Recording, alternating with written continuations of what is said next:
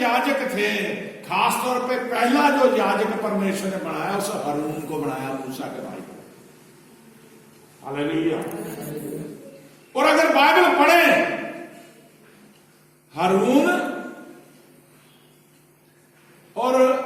हारून याजक की और यीशु मसीह के जीवन को ध्यान से देखिए। हारून ने भी याजक पद का काम किया, यीशु मसीह ने भी महायाजक पद का काम किया। हारून के नीचे ये याजक बहुत सारे थे, आज मसीह के नाम में भी बहुत सारे याजक हैं। जीवन दोनों का ध्यान से देखें। हारून भी लोगों के पापों के लिए दुआ करता था, बलि देता था। यीशु मसीह ने लोगों के पापों के लिए खुद को ही बलिदान कर दिया। वो तो जानवरों की बलि देके पाप माफ करवाता था, वो भी लोगों को आशीष देता था। यीशु मसीह ने भी लोगों को आशीष दी।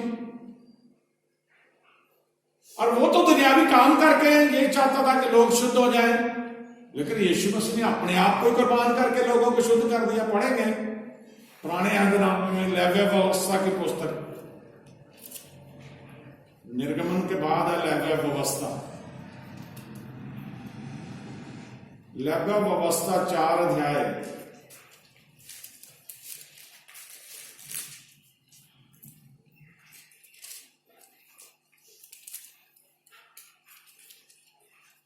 चार की 24 पढ़ दो।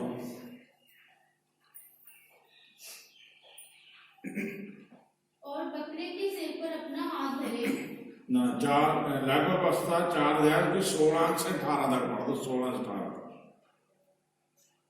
तब अभिषिक्त याजक, हाँ, यहाँ पे देखिए, अभिषिक्त याजक, चुना हुआ याजक, अभिषिक्त याजक बछड़े के लहू में से बछड़े के लहू में से कुछ मिलाप वाले तंबू में ले जाए, कुछ मिलाप वाले तंबू में ले जाए।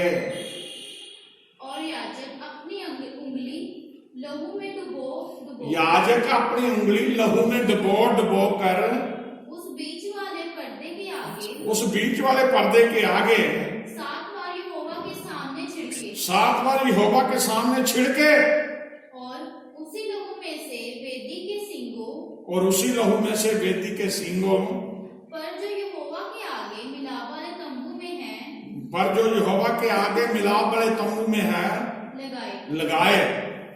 और बचा हुआ सब लहू होम बलि की वेदी के पाए पर जो मिलाप वाले तंबू के द्वार पर है उंडेल दे। आमीन। एक विधि थी। हालेलुया। यहाँ पे याजक प्रभु का लहू का बलिदान या पाप बलि चढ़ाता है, जो हमने देखा। लेकिन यीशु मसीह ने ऐसे कार्यों को दोहराया नहीं। वो तो परमेश्वर के सामने करते थे, वो परमेश्वर के लिए। यीशु मसीह खुद ही परमेश्वर था, इसलिए उसने उन कार्यों को छोड़ के अपना ही लहू बहा दिया, अपना लहू सलीब पर कुर्बान कर दिया और सभी के पाप माफ कर दिए। हालेलुया। अब यही बात अय्यूब कह रहा है कि मेरे और तेरे बीच में कोई बचोला तो है ही नहीं। वो परमेश्वर से कह रहा है कि ऐसा कर कि तेरे और मेरे बीच कोई बचोला होता। पढ़ेंगे अय्यूब का खातर, अय्यूब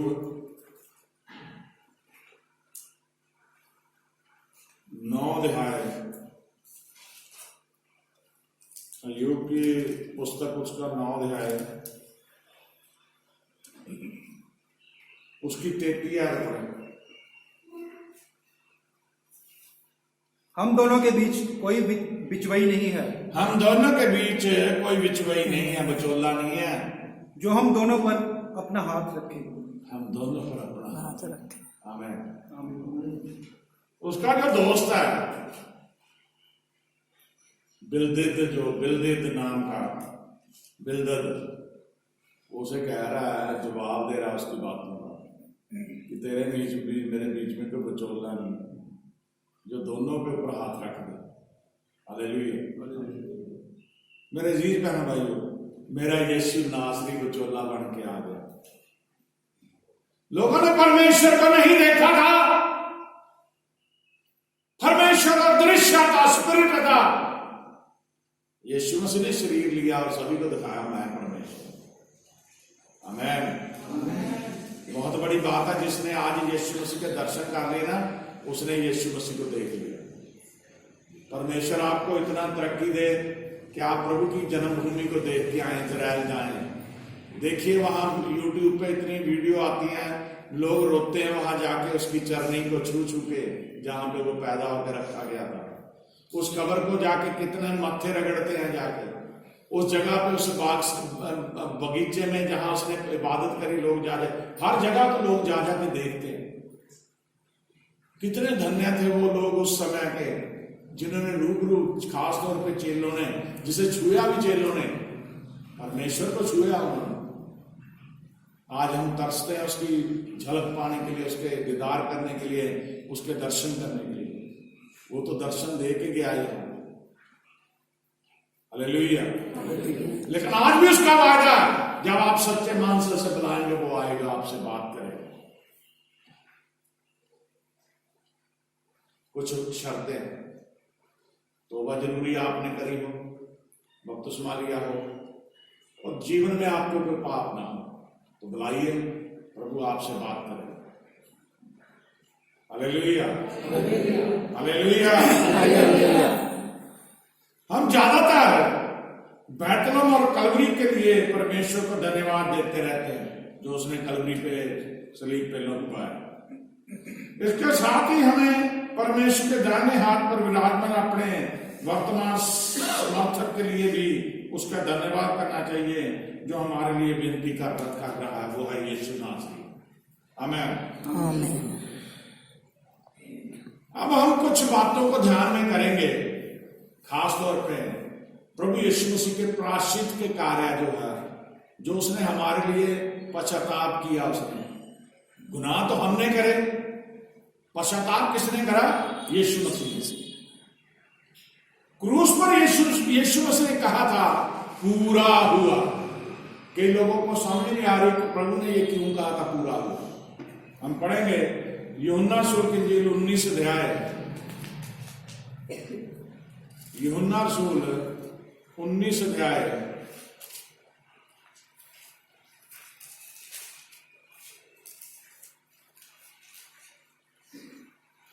19 की 30 आयत पढ़े।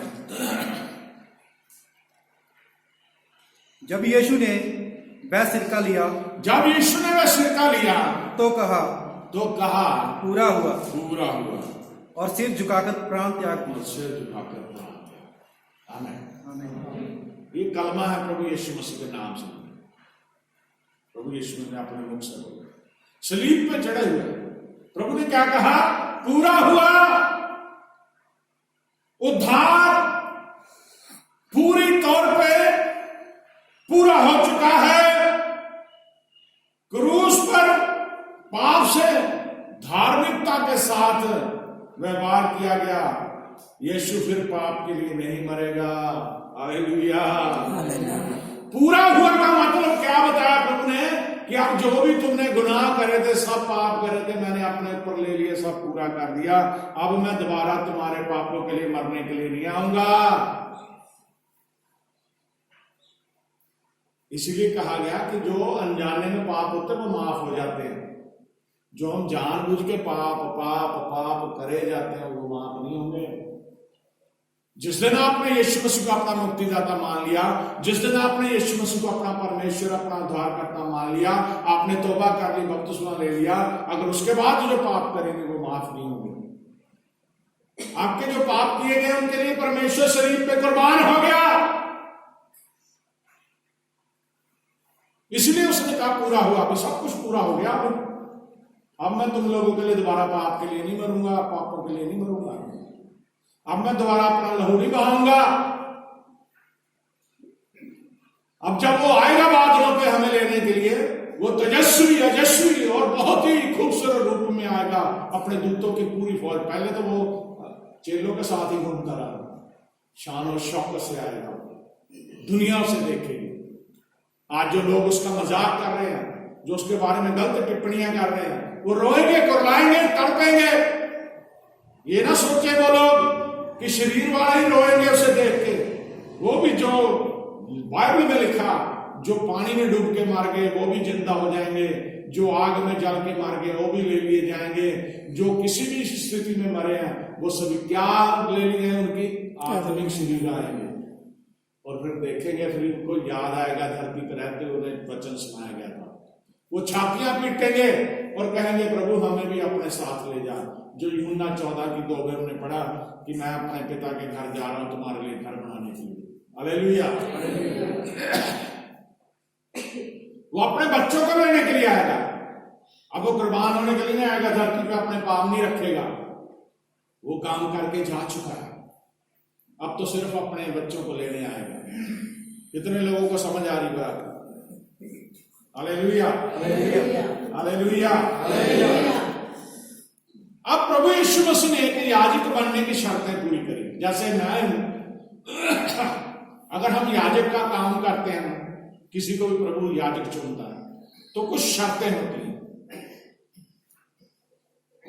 पाप ना करता हो, जिसमें सारे पाप आते हैं, नशे ना करता हो, और बुराइयां ना हो उसमें अंदर, पागल ना हो, सन की जो पागल भी होते लोग, और बहुत सारी और कमियां ना उसके अंदर हो। याजक का पद ऐसे नहीं मिल जाता। आज तो कई लोग बस सोचते दुआ करने आ गई, बाइबल पढ़ने आ गई, हम पादरी बन गए। ऐसे नहीं, परमेश्वर की बुलाहट है। दुनिया पादरी बन जाए फिर परमेश्वर जिसे चुनता है, बुलाता है, परमेश्वर आवाज लगाता है, उसको प्रभु की हुजूरी में सेवा मिलती है, सभी को नहीं। कई लोगों ने तो दुकानदारी समझी हुई है याजक पद को। वो सिर्फ ये सोचते हैं, पता नहीं लोग शुक्रगुजारी देते हैं, लोग दशमांश देते हैं, मौजें लगी हुई हैं, लेकिन उन्हें ये नहीं पता कि परमेश्वर का काम करना सबसे औखा है। वो काम क्या है? लोगों को परमेश्वर के पास लेके चलना। हमें जैसे एक भेड़ चराने वाला चरवाहा अपनी भेड़ों को चराने के लिए तो ले जाता खुले में, वो वहां उनकी रक्षा करता, जानवर ना खा जाए, उन्हें शेर ना खा जाए और कोई जानवर ना खा जाए, फिर उन्हें पूरी को गिन के दोबारा अपने बाड़े में लेके आता है। ये उसकी ड्यूटी है। इसी तरह जो याजक चुने जाते हैं, उन्हें जो कलीसिया मिलती है, जो विश्वासी प्रभु के लोग मिलते हैं, जिन्हें वो वचन सुनाते हैं, जिन्हें वो परमेश्वर के साथ चलाते हैं, उनकी ड्यूटी है कि उन रूहों को बचा के लेके जाना परमेश्वर के पास। बोलो हालेलुया।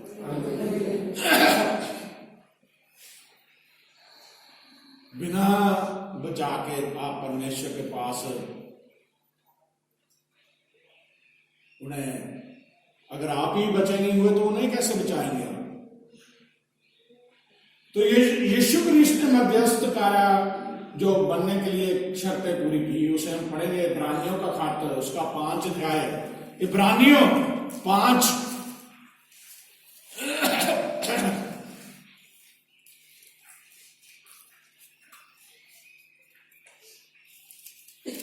5 की पहली है पढ़ो।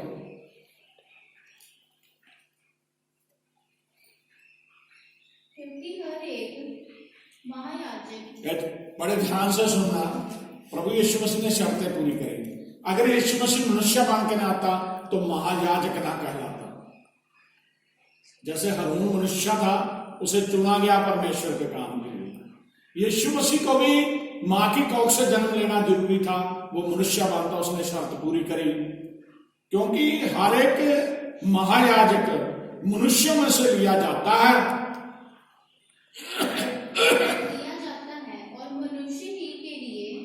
और मनुष्यों ही के लिए उन बातों के विषय में जो परमेश्वर से संबंध रखती है, जो परमेश्वर से संबंध रखती है, ठहराया जाता है कि भेंट और पाप बलि चढ़ाया। आमेन। मनुष्य में से लिया जाता है। और फिर क्या है,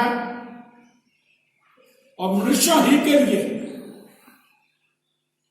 उन बातों के विषय में जो परमेश्वर से संबंध रखती है। यहां पे आपको जो कुछ भी बताया जाता है जो परमेश्वर से जुड़ा हुआ है, अपनी तरफ से कुछ नहीं बनाया बताया जाता। जो प्रभु दास है वही बताएंगे जो परमेश्वर कहता है। ठहराया जाता है कि भेंट और पाप बलि चढ़ाया है। आमीन आमीन। क्योंकि हर एक याजक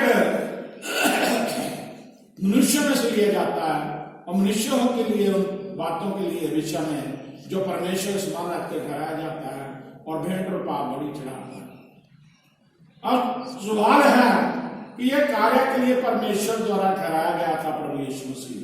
इसी 5 की 4 और 5 भी पढ़ दो, इब्रानियों 5 की 4 और 5 भी पढ़ दो।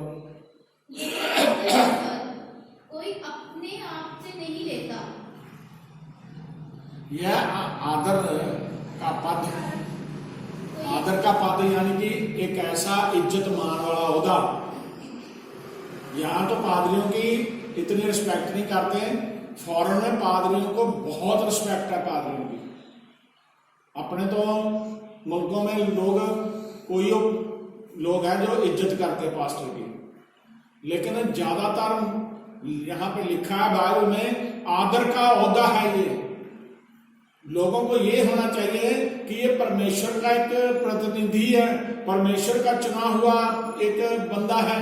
और जो अगर कोई इंसान अपने पादरी की, अपने याजक की, जो परमेश्वर का चुना है, उसकी इज्जत नहीं करता तो परमेश्वर की इज्जत कैसे करेगा वो?